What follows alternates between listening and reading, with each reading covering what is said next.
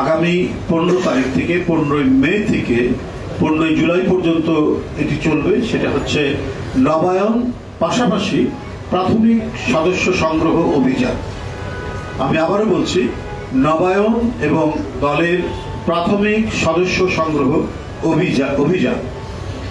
এই primary membership drive যেটা চলবে 2 মাস ব্যাপী, এটা 15 মে থেকে 15 জুলাই। এটিকে বাস্তবায়ন করার জন্য এবং দ্রুতগতিতে দেশব্যাপী আমাদের যে টার্গেট, আমরা টার্গেট করছি প্রায় 1 কোটির অধিক আমরা এবারে প্রাইমারি মেম্বার অর্থাৎ প্রাথমিক সদস্য সংগ্রহ আমরা করব ইনশাল্লাহ। আমাদের দলের এই মুহূর্তে কত লোক আগ্রহী বিএনপি করার জন্য, সেটাও আমরা এই নতুন সদস্য সংগ্রহ যে অভিযান চলবে সেই অভিযানের মধ্যে আমরা সেটি জানতে পারব। স্বৈরাচারী আমলে অনেকেই দলের মেম্বার হওয়ার চেষ্টা করেও ভয় পেত যে আমি মেম্বার হওয়ার পর আমার বাসায় পুলিশ হানা দেয় কিনা, রাত্রে তার বাড়ি রেড করে কিনা, গ্রেপ্তার করে নিয়ে যায় কিনা। এরকম অনেকেই হয়েছে। সমাজের সর্বক্ষেত্রের মানুষ যারা বিএনপিকে পছন্দ করে, যারা বিএনপি মনা, যারা জাতীয়তাবাদী চিন্তা চেতনা লালন করে, তারা আগ্রহী হয়ে এই দলের সদস্য হবেন, এটা আমরা প্রত্যেকেই প্রত্যাশা করি। কারণ এখন শেখ হাসিনার সেই ভয়ঙ্কর দুঃশাসনের ছোবল নেই, সেক্ষেত্রে অনেকেই এগিয়ে আসবেন। এই এগিয়ে আসার বিষয়টা আমরা অনেকেই মনে করি।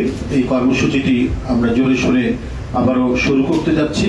সেক্ষেত্রে আমি মনে করি যে গণতন্ত্রে গণমাধ্যম যে গুরুত্বপূর্ণ ভূমিকা পালন করে, রাজনৈতিক দলগুলোকে তারা যেভাবে সহায়তা করে, কর্মসূচিগুলোকে জনগণের মধ্যে ছড়িয়ে দেওয়ার তাদের যে গুরু দায়িত্ব তারা পালন করে, সেই দায়িত্বটা তারা পালন করে দেবেন। ক্রাইটেরিয়াটা কি হবে? মানে অনেক সময় অন্য দল থেকে আওয়ামী লীগ অন্য দল না, সেটা হলো যে ধরুন কেউ দীর্ঘদিন রাজনীতি করেনি, অথবা আওয়ামী লীগের আমলেও যারা হয়তো একসময় আওয়ামী লীগ করতেন, কিন্তু আওয়ামী লীগের এই দুঃশাসন, আওয়ামী লীগের বর্বরোচিত কর্মকাণ্ড, লুটপাট, টাকা পাচার, এটাকে পছন্দ করেনি,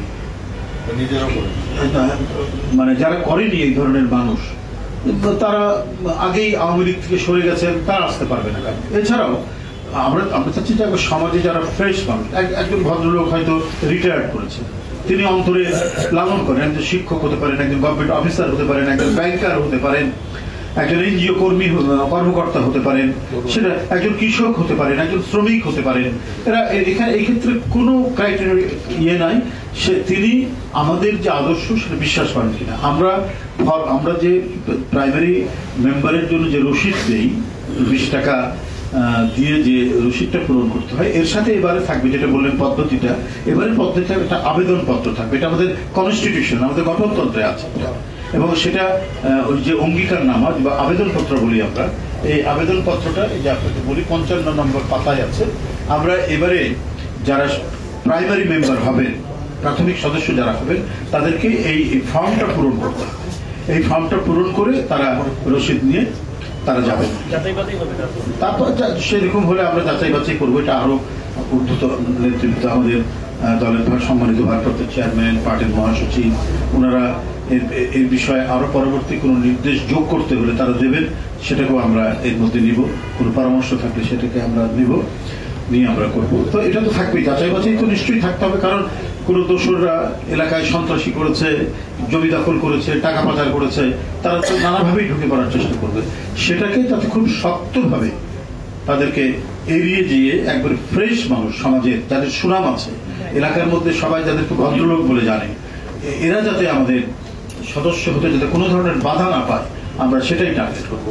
সেখানে মানে সজ্জন মানুষ যারা, হ্যাঁ, সেটা কৃষক, শ্রমিক, মানে যারা যুব তরুণ সবাই তো আছেই, হ্যাঁ, সবাই এর মধ্যে অন্তর্ভুক্ত থাকবেন।